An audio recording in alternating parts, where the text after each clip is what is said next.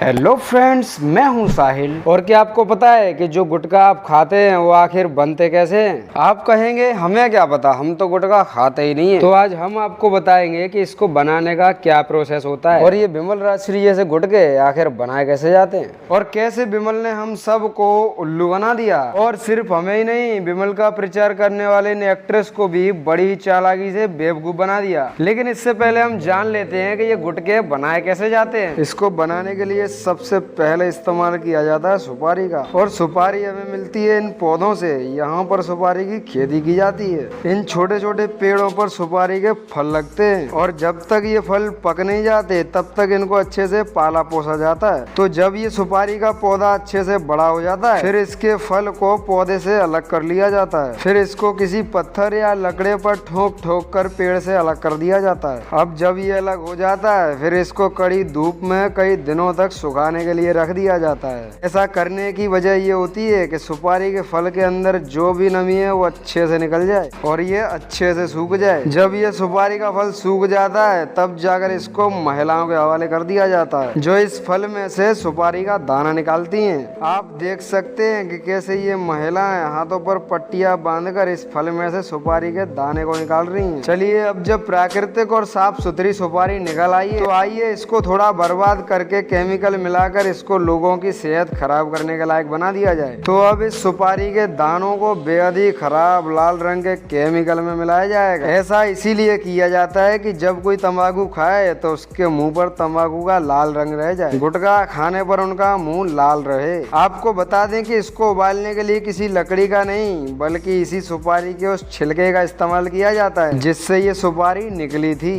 भैया, ये तो यही बात हो गई कि आम के आम और गुठली के दाम। जब ये अच्छी तरह से इस केमिकल के साथ घुल मिल जाता है तब इसे सुखाने के लिए रख दिया जाता है। इसमें ये बात जाननी बहुत ही जरूरी है कि ये सब प्रोसेस में वैक्स यानी कि मोम भी मिलाया जाता है जिसको पैराफिन वैक्स कहते हैं, जो कि हमें आजकल फलों के ऊपर भी मिलता है जिससे कि मोमबत्ती बनती है। अब आप सोचिए कि आप मोमबत्ती खा रहे हैं जो कि कितनी हानिकारक हो सकती है। चलिए, अभी तो और भी चीजें हैं जिनको सुनकर आपको लगेगा कि गुटखा खाना यमराज को अपनी मौत के लिए बुलाने जैसा है।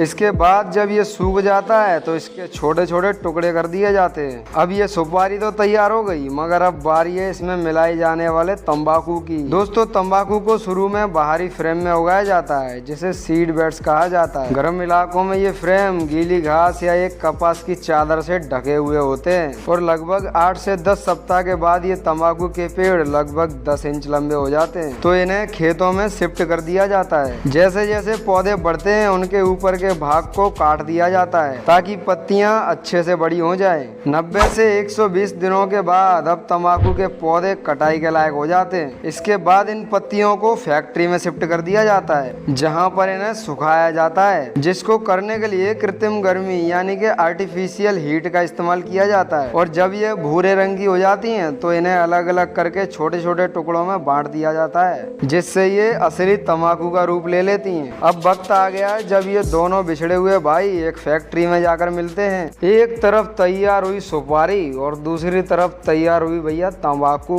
एक फैक्ट्री में पहुंचते हैं और वो सुपारी तैयार की गई थी, उसमें पान मसाला, कत्था और कई अलग अलग सामग्री मिलाई जाती है, मगर इसके अंदर एक खास इंग्रेडिएंट पड़ता है, उसके बारे में आपको कोई कभी नहीं बताएगा। वो आज हम यहाँ स्टड फैक्ट के चैनल पर बताएंगे। तो दोस्तों, क्या आप तैयार हो ऐसा सच जानने के लिए जो आपके होश उड़ा दे? तो सुनिए, हर पान मसाले के अंदर कांच डाला जाता है। जी हाँ दोस्तों, पान मसाले के अंदर असली कांच डाला जाता है। अब कुछ बिमल खाने वालों को मेरी इस बात पर यकीन नहीं होगा तो मैं आपको बता दूं कि कराची के एक रिपोर्ट ने बताया है कि हर तरह के पान मसाले और गुटखा में कांच के पाउडर का इस्तेमाल होता है। इसको डालने के लिए कांच की बोतलों को इस मशीन में डाला जाता है और मशीन इसको इतना बारीक पीस देती है कि इसका पाउडर बन जाता है। इसको अगर आप अपने हाथ में उठाएंगे तो ये आपके हाथ को तो नहीं काटेगा, अगर हाँ, हमारे मुंह के अंदर की स्किन थोड़ी सेंसिटिव होती है तो इसीलिए कोई इसको तंबाकू के साथ चबाता है तो उसका मुंह अंदर से फट जाता है और जब तंबाकू उस फटे हुए मुंह को लगता है तो हल्की सी जलन का एहसास होता है और इसके बाद ही तंबाकू का नशा अच्छे से और तेजी से चढ़ता है। अब शायद शायद आप समझ ही गए होंगे कि गुटखा खाने वाले लोग ज्यादा तीखा नहीं खा सकते। तो इस सब के बाद उस सुपारी का मिश्रण और तंबाकू के पदार्थ कत्था पान मसाला के साथ कांच का पाउडर एक मशीन के अंदर जाता है, फिर इन्हें पैकेजिंग के लिए भेज दिया जाता है। और देखिए एक एक छोटे पैक्स में कैसे रैप हो जाते हैं, फिर इन्हें ट्रक में लोड करके आपके पान वाले भैया की दुकान पर भेज दिया जाता है। और गुटखा खाने वाले लोग रोज इसे खाने के लिए ऐसी दुकानों पर पहुंच ही जाते हैं। ये तो बात हुई कि गुटखा बनता कैसे है, लेकिन अब हम बात करेंगे कि विमल कंपनी ने कैसे हम सबको बेवकूफ बनाया।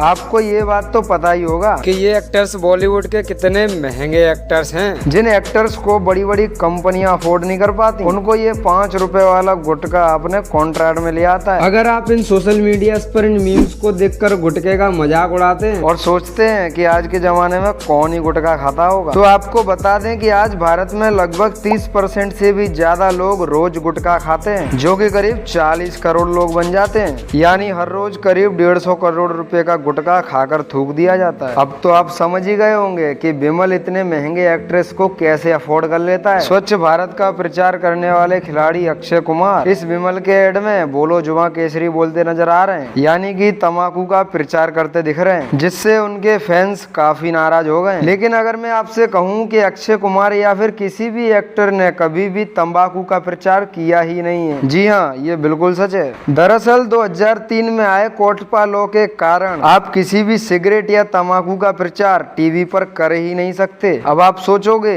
कि ये प्रचार तो चल रहे हैं, लेकिन मैं आपको बता दूं कि अक्षय कुमार ने पान मसाले का नहीं बल्कि विमल इलायची का प्रचार किया है। यकीन नहीं आता ना, तो इस पोस्टर को जरा गौर से देखिए। इस पर विमल इलायची लिखा हुआ है, जो कि किसी पान मसाले का प्रचार नहीं बल्कि इलायची का प्रचार है। हम सबको लगता है कि विमल सिर्फ एक गुटखा है, लेकिन ऐसा बिल्कुल भी नहीं है। दरअसल विमल एक कंपनी है जो कि अपने अलग अलग प्रोडक्ट्स बनाती है। अब जब हम सबको लगता था कि विमल सिर्फ एक गुटखा है, इसी बात का फायदा उठाते हुए विमल ने इन एक्ट्रेस से अपना एडवर्टीजमेंट करवा लिया। अब जो लोग विमल को सिर्फ एक गुटखा समझकर बैठे थे, उनको लगा कि ये तंबाकू का प्रचार कर रहे हैं। अब तंबाकू का प्रचार करना तो इनलीगल है, इसीलिए विमल ने लीगली अपनी इलायची का एडवर्टीजमेंट करवा लिया और लोगों को कंफ्यूज करके बेवकूफ बना दिया। इसीलिए आपको किसी भी टीवी या पोस्टर पर इन एक्ट्रेस के साथ पान मसाला लिखा हुआ नजर नहीं आएगा, सिर्फ इलायची ही लिखा हुआ नजर आएगा। तो गाइस यार, कैसी लगी इस वीडियो में दी गई ये जानकारी? अगर आपको ये वीडियो पसंद आई तो वीडियो को लाइक करो, और अगर आप भी गुटखा खाते हो तो कमेंट जरूर करना, और हाँ, चैनल को सब्सक्राइब करके बेल आइकन जरूर ऑन कर लेना। हम आपको मिलते हैं नेक्स्ट वीडियो में, तब तक के लिए जय हिंद, जय भारत।